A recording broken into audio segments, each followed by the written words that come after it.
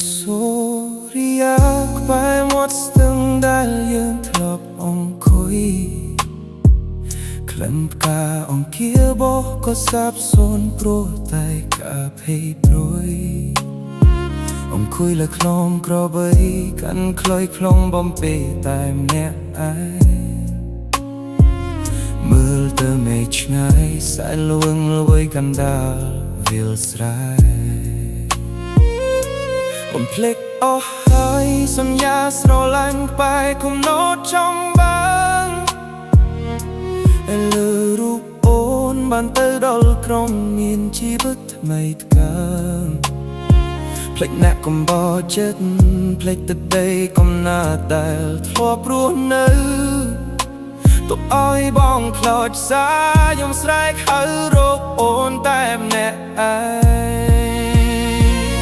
នេះហើយស្នេហាបែបស្រុកស្រែណែសែនកំសត់ត្រូវគេបងខំឲ្យបងត្រូវរស់រងការអត់ធ្មត់រូបបងជាអ្នកក្រមានតែដៃទទេមិនណាខត់អូ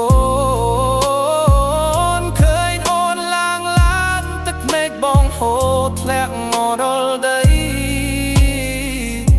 សុំទោសណាស្រីដែលបងគ្មានសមត្ថភាពមើលថែខ្ញុំត្រូវចិត្តធ្លាក់មកនងយកក្លិនស្រួលដែលចិត្តដល់រដូវជ្រួងបងកាន់កណ្ដៀវចិត្តត្រំចូលនឹកដល់គ្រាដែលអូននៅក្បែរឥឡូវសល់តែរានជើងសល់តែអនុស្សាវរីយ៍ចាស់ចា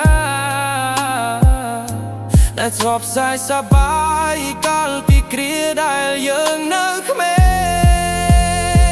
ងនេះហើយស្នេហាបែបស្រុកស្រែដែលសែនកំសត់ត្រូវគេបងខំឲ្យដងត្រូវរស់រងការអត់ធ្មត់រូបបងមានអ្នកប្រមានតែដៃទទេមិនណាខត់អូនឃើញញ័រឡើងទឹកព្រែកបងខូចធ្លាក់មកដល់ដីសុំទោសណាស្រីដែលបងគ្មានសមត្ថភាពមើលថែលាហើយម្ចាស់ចិត្តលាហើយស្នេហាគ្រាដំបូងសូមឲ្យអូនមានក្តីសុខនៅទីក្រុងដែលអូនប្រាថ្នាបងសុខចិត្តក្រុមអ្នកឯងកណ្ដាលវាលស្រែដល់សាងកំសត់នេះ